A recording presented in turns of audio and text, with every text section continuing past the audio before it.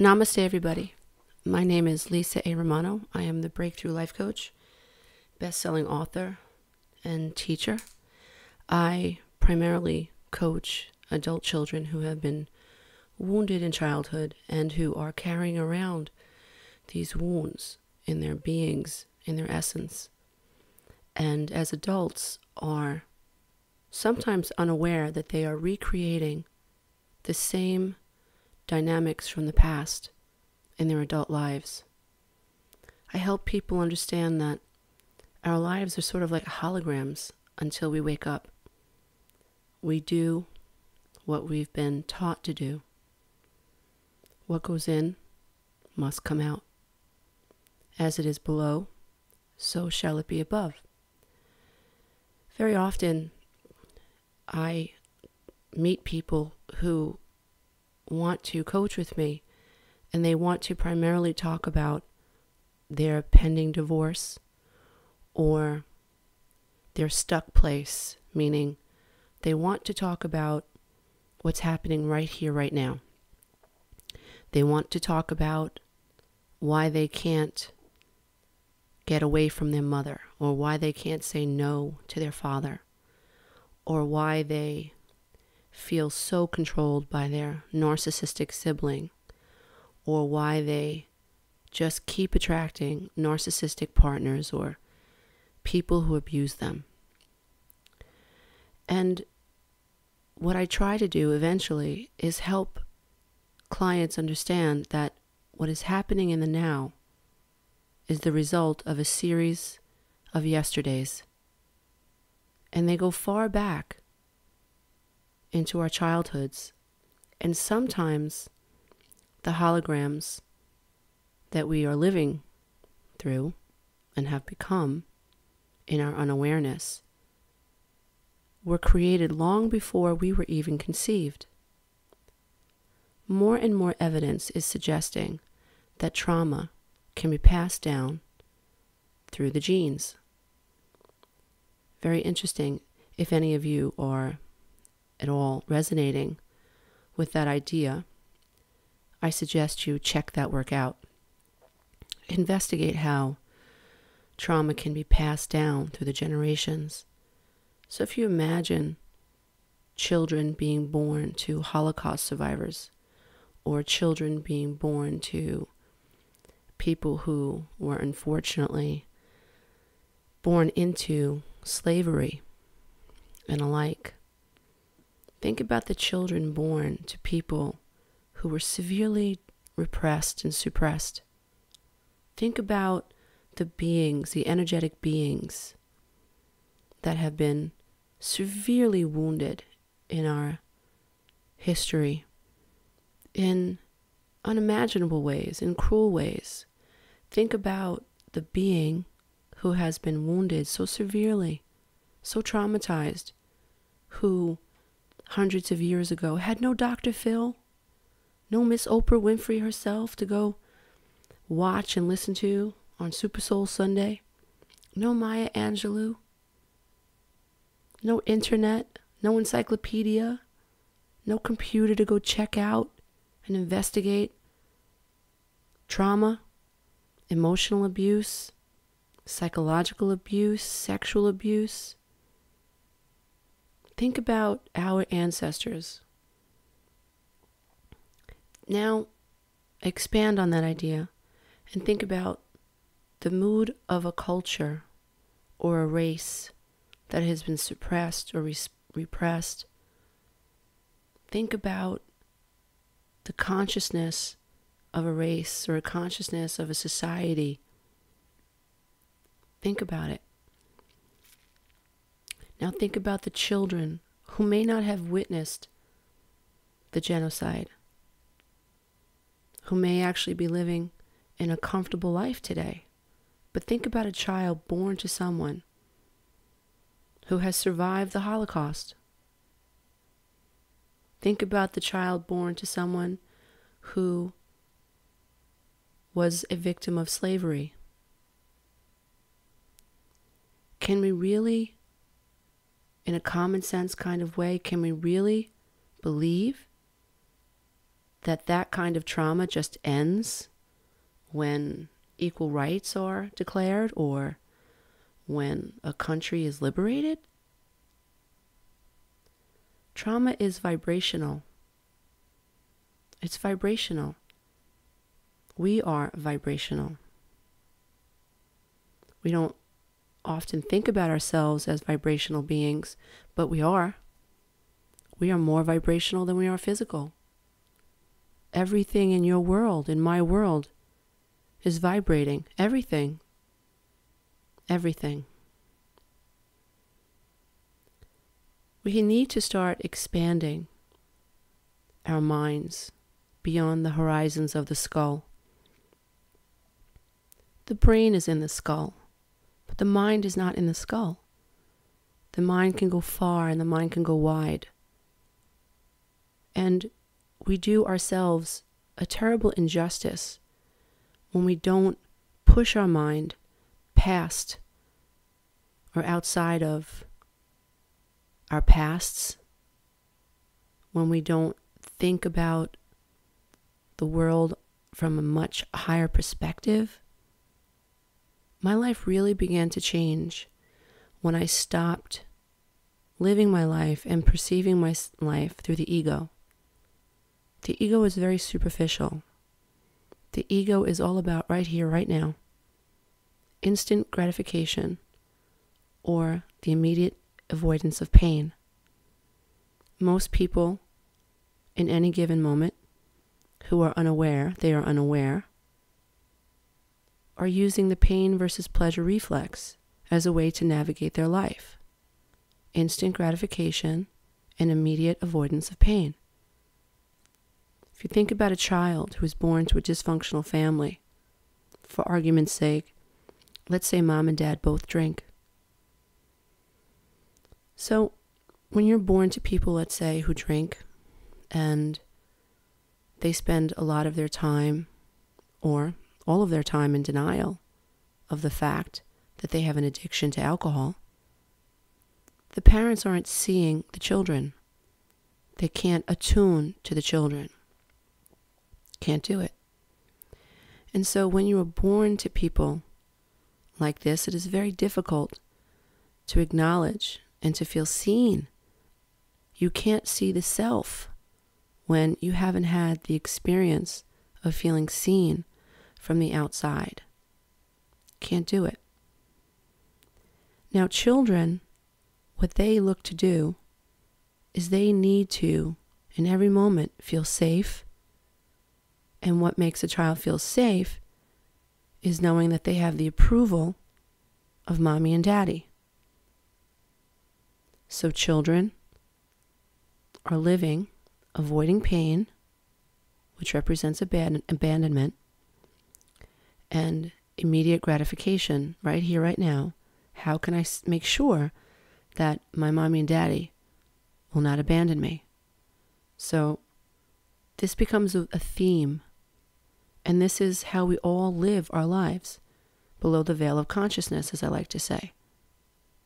And we are all asleep.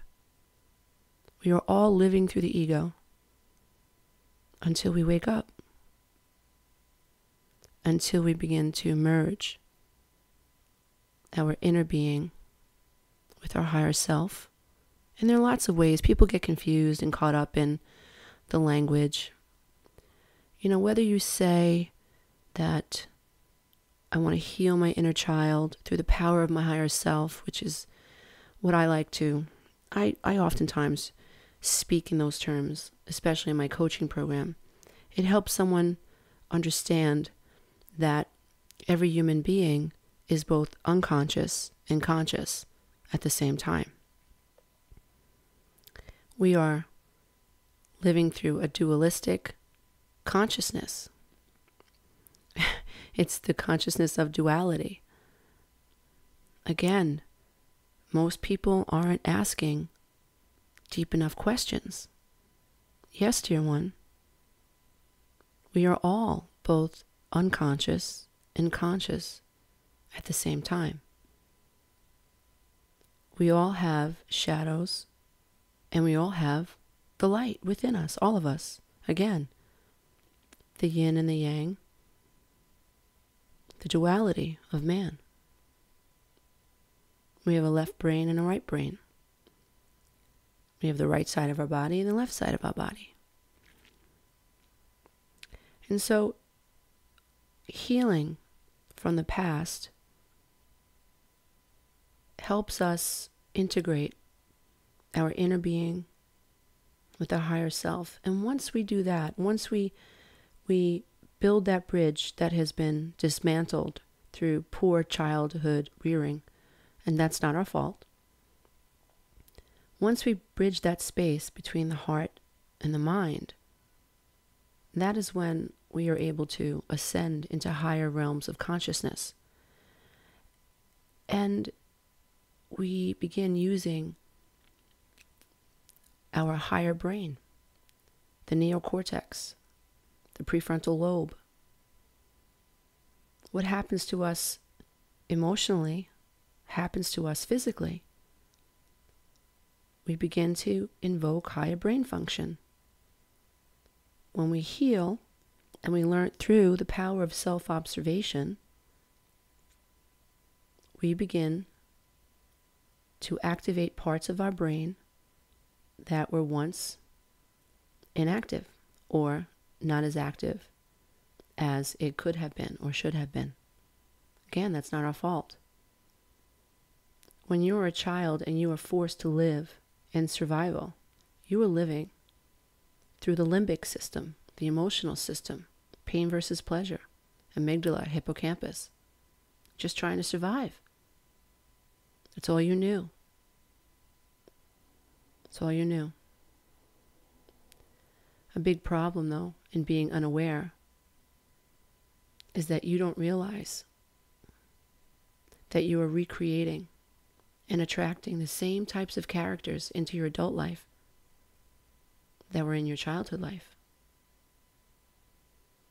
I've had clients tell me that the homes that they live in as adults actually map their childhood home. I've had clients tell me that they married their mother. I know I did. I've had clients tell me that their work environments and with the people that they worked with were very similar to their family dynamics. When they got out of the ego, when they got out of their skull, when they dared to go beyond the limitations of the amygdala and the hippocampus, and they began to become more self-observing, and they began to write out their dynamics, their current dynamics. And what I suggest as an exercise for anyone who's interested is get a piece of paper and write down all the names of the people that you interact with often. Your boss, if you're the boss, your employees, partners, even the guy at the bagel store, if you see him every day and talk to him every day, the newspaper guy or girl, your hairdresser, whoever, your best friend, the girl who sits next to you at work. Make a list. On another piece of paper, make a list of the people you engaged with most often when you were 6 or 7. On another piece of paper, make a list of the people you engaged with when you were 12. Who was your teacher? Who were the kids that you went to school with? On another piece of paper, write down the people that you engaged with the most often when you were 20, and so on. Go back to the first list, the list of the people that you engage with today, and see if any of them remind you of the characters that you engaged with when you were a child. It's a really cool exercise. You'll see things you never saw before because you have dared to step out of the box that is the skull. You dared to go beyond the amygdala and the hippocampus. The amygdala and hippocampus are where your patterns are stored from childhood.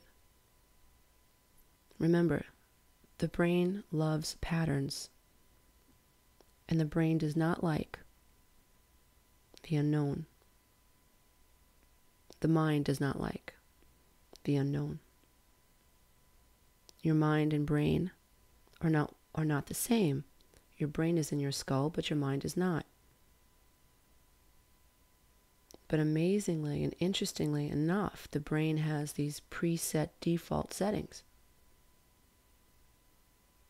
that help us, from the time that we are born, avoid pain and seek pleasure. Every thought we think gets filtered through the pain versus pleasure filter. Our brain is processing information, billions, trillions of data per second. But we are only consciously aware. I read somewhere that we are consciously aware of about 50 bits of data. Please don't quote me on that. But our brain is micromanaging or managing enormous amounts of data per second and filtering out what's important and what's not important. You are amazing. I don't care where you are in your life. I don't care what's happened to you. I don't care what you've done. You are an amazing gift. You may not know that, and that's not your fault. But your body is amazing. Your brain is amazing. Your heart is amazing. Your skin is amazing. Your eyes, what your eyes can do is amazing. What your eyes do, your eyes are like a camera. They work like a camera. Amazing. Your inner ear is a miracle. I know most of us don't feel that way, but that's because we're stuck. We're stuck in loops. We're stuck in the hologram of the past. And only when we awaken and we dare to go where we've never gone before can we awaken and break through the veil of unconsciousness. Another thing that I would suggest that anyone who's interested in what they're listening to today and hearing, I suggest that you seriously consider getting quiet. It's very important that people learn the importance of being still. So, a few times a day, as often as you can, and I don't care if you have to tie a ribbon around your finger to remember, but as often as you can, remember to stop, take a deep breath, fill your lungs up really big, hold that breath in, and then consciously exhale through pursed lips. Breathe in about 5 times. Only a deliberate and conscious mind can stop and take a deep breath. When you stop and take a deep breath, you are calming all the bells and whistles down in your mind. When we were children, we didn't have that type of control. I saw a little boy the other day in Toys R Us with his dad. I was in line, the checkout line, and the dad was visibly upset with his little boy. He could not have been more than 4 years old. Precious little thing. His face was beet red from crying. His face was contorted with pain. Just so upset. over a toy. And the father was visibly upset too. I presume, embarrassed, frustrated, could not make his child happy. But as I observed this, I understood the father was not listening to the little boy. The father insisted the little boy be happy with the toy that he picked out. And the little boy kept saying, I don't want that one. I don't want that one. Now, I'm not suggesting. I'm a parent. I have 3 children. I'm not suggesting that we give in to everything our children want. That is not the way to raise a child. That teaches entitlement. That enables a child. But I do think that we as parents can listen a lot more to what our children are saying. That might help. Getting back to this little boy and his father. I saw the father bend down and grab this little boy's arm. Pretty viciously, I would say. I mean, he yanked on him good. And the little boy just kept crying more. I heard the father say, stop it. Stop crying. Stop it. And the little boy looked at his father and he said, I can't stop crying, Daddy. I'm trying, but I just can't. And it's true. Children are all limbic. They are all amygdala. They are all emotional. The wiring to their prefrontal cortex won't take place until they're about 26. We ask children to control their feelings, and yet we can't control our feelings. This father could not control his anger. Well, he wasn't beating the crap out of the little boy, thank God. But he was visibly shaken. It was palpable.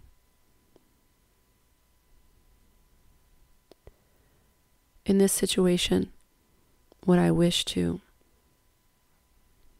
point out is that the child did not have emotional control. And he was right, and he knew it. He knew it. He couldn't make his father happy. The father couldn't make him happy. They were stuck.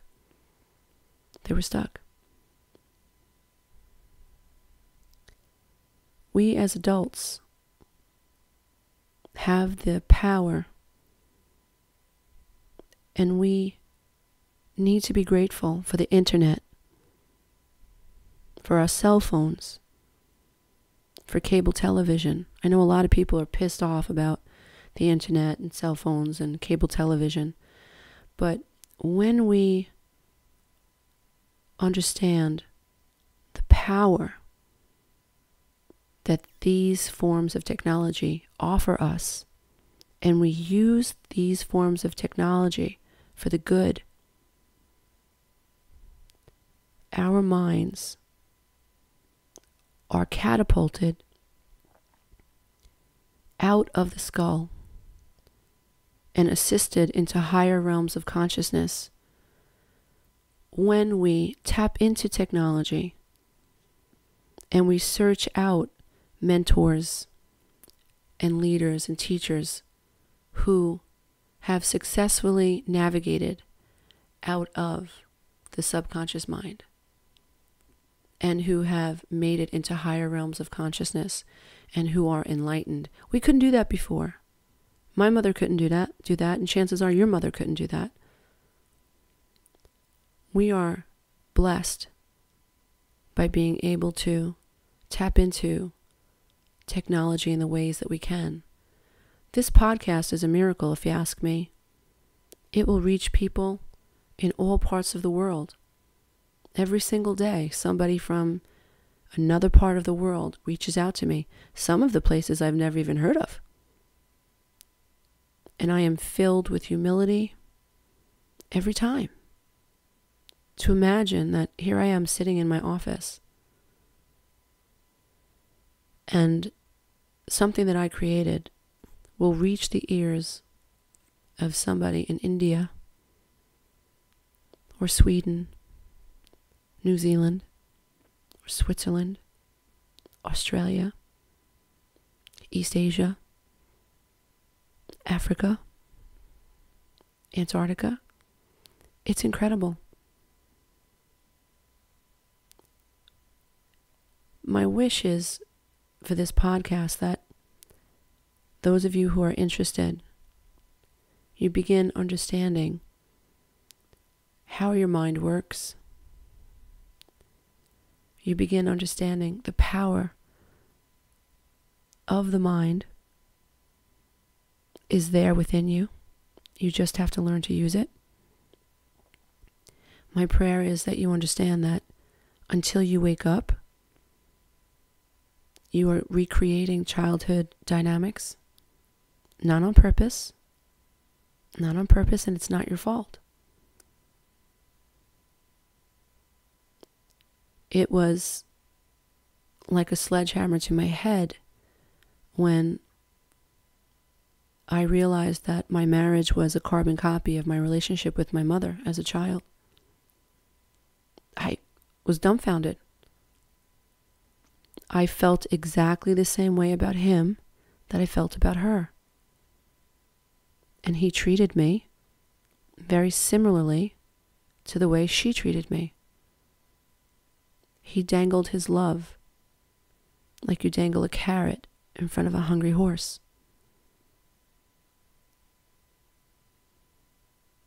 I never felt like I ever got his 100% approval.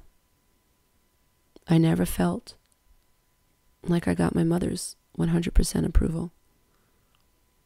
And so, I suffered an attachment trauma, a bond trauma. I was unable to secure that bond with my mother. And my whole life as a child, as a teenager, and as an adult with 3 children of my own, I was stuck in that hologram, seeking the validation of my mother because I was unaware. I was living in a loop. Today, I am grateful. I'm grateful for all of it. I'm even grateful for the pain because the pain woke me up. If my ex-husband wasn't so withholding and so difficult to talk to, so passive-aggressive, and if he did not behave as a covert narcissist, if my life had just been a little bit easier to deal with, I may never have woken up. I may have coasted through life, like so many people do today. And it's scary, because when you wake up and you realize that there is this dynamic going on in your life, it's like, well, what the hell do I do now? Now what, Lisa, the life coach? Now I'm awake, and I'm aware of all this pain. This doesn't feel good. I don't like the way this feels. I understand. And that is part of the reason why I have over 300 free YouTube videos. It's part of the reason I have blog talk radio podcasts that are available to you anytime, anywhere. Because I understand that once you wake up, you begin feeling and defrosting, and it's not fun. And you need something to ground you in the meantime, in the gap before you truly ascend. It's like living in 2 worlds. If you imagine 2 tornadoes side by side, and it's tip to tip, you were in the left side of the tornado represents your unconsciousness and everything that was created. And then the tornado to the right represents abundance and a new flow. And when you wake up, it's sort of like your head is out of that first tornado, and you can see this second tornado where you have to go. But the meantime experience, getting from tornado A to tornado B, sucks, and it's painful. And that is why I do what I do. That is why I have as many Facebook support groups as I have, and I have all the videos that I have, and I write the books that I have, and I've created the 12-week breakthrough coaching program. It's my way of helping you in any way I can get from point A to point B. You need a solid message. You need a consistent message. And you need to hear it over and over and over again in many different ways, especially while you're going through this meantime experience from tornado 1 to tornado B. Dear one, I hope that what you take away from this podcast is the knowing that you are enough, that every single person you look at is unconscious until they wake up, and that's not their fault. I hope you understand that we're all living the same type of dual consciousness and dual life, that we are all asleep and unconscious until we wake up, and that's not our fault. I'll say it again. But I hope you understand that the more you reach out and the more you search for answers, the closer you get to those breakthroughs that you need to experience enlightenment and peace. I want you to know that I don't take any one of you who listen to a podcast or watch a video and leave a comment or write me an email or, purchase one of my books or listen to a podcast or take part in my coaching program. I don't take any one of you for granted. I know that in me, there you are, and in you, there I am. I know that we are one. I know that we are all facets of one giant collective consciousness, living out individual perceptions that are all on the same path. We all wish to be freed and liberated and to experience unity of the heart, mind, and the soul. There's nothing different between you and me. Perhaps our experiences and our paths, but our destination is the same. I hope that you feel uplifted, perhaps more enlightened by this radio broadcast today. Dear ones, I bow to the love and the light that is absolutely in you. Please check out my website at www.lisaaromano.com. And perhaps one day you will take part in one of my coaching, healing and recovery programs that are all created to help you, to help facilitate your path to ascension and your path away from any hologram of the past you wish to stop recreating in your adult life. Namaste, dear ones. Namaste. You are enough.